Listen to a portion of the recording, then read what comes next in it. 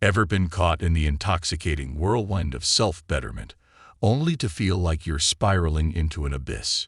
Today, we're pulling back the curtain on the glamorous stage of self-improvement to reveal a side that's often hidden in the shadows.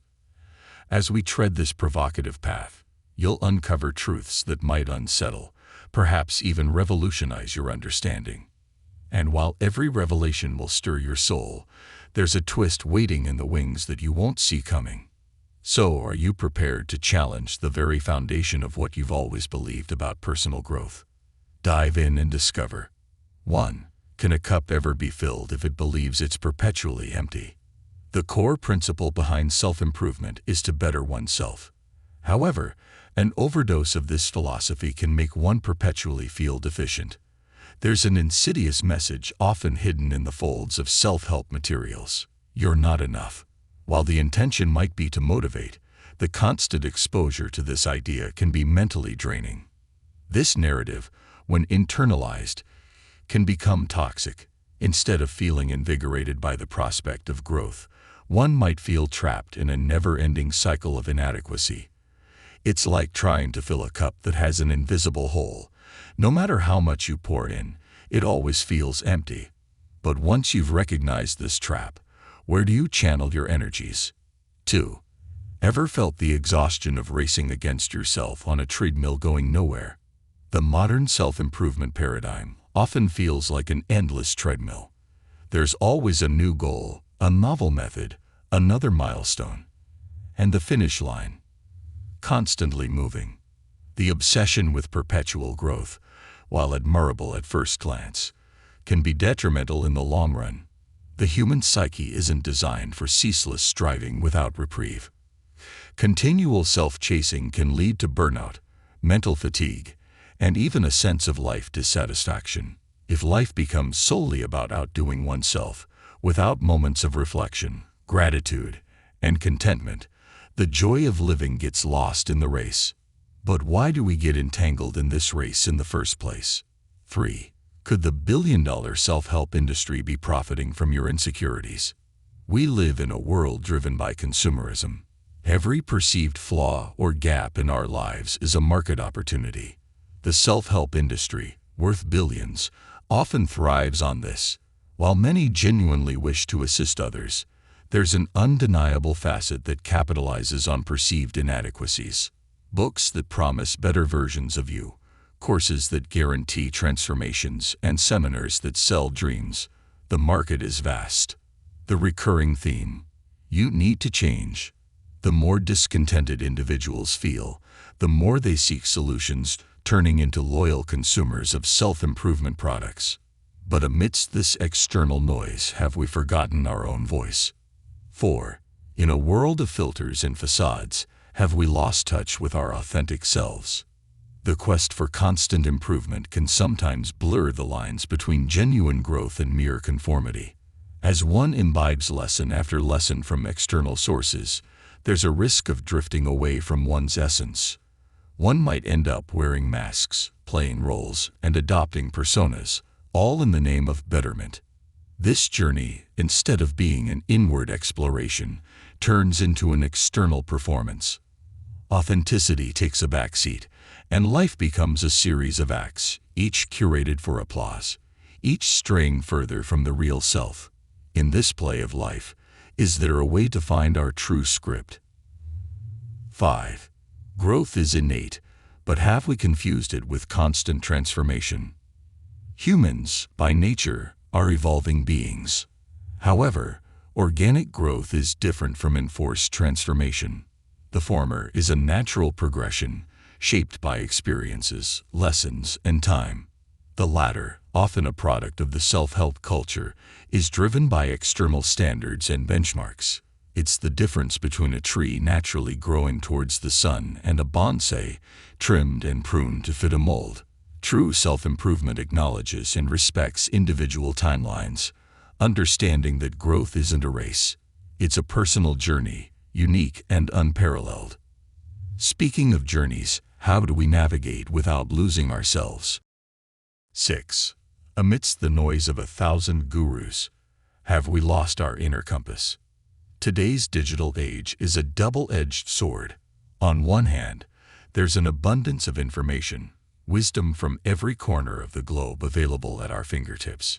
But on the other, this avalanche of advice can be overwhelming. From 10-step morning routines of successful CEOs to life hacks that promise happiness, the influx is ceaseless. The danger: losing oneself in this cacophony. Relying too heavily on external voices can mute our inner guidance.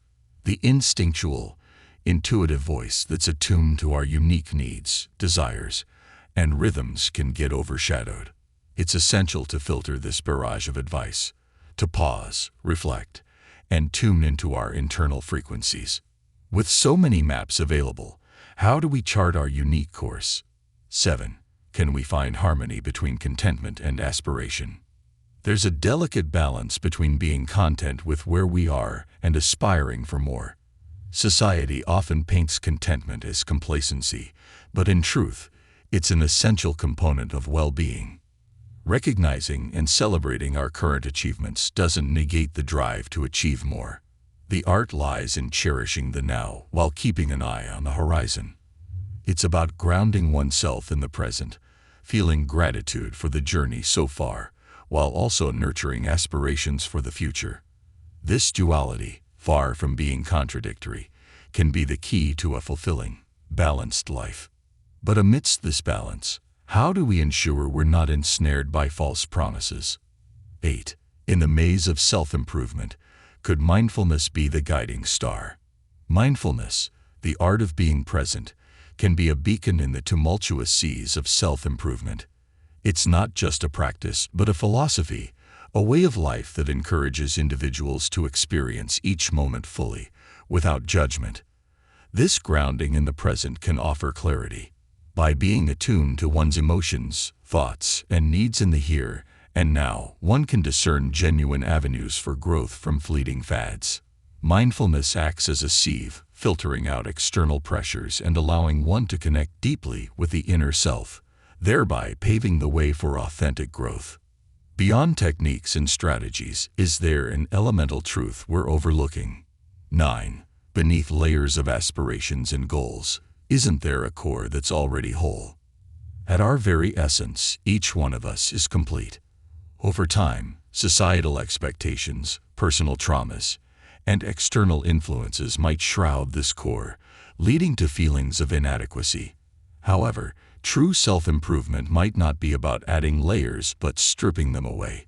It's about shedding conditioned beliefs, discarding imposed narratives, and revealing the innate wholeness within.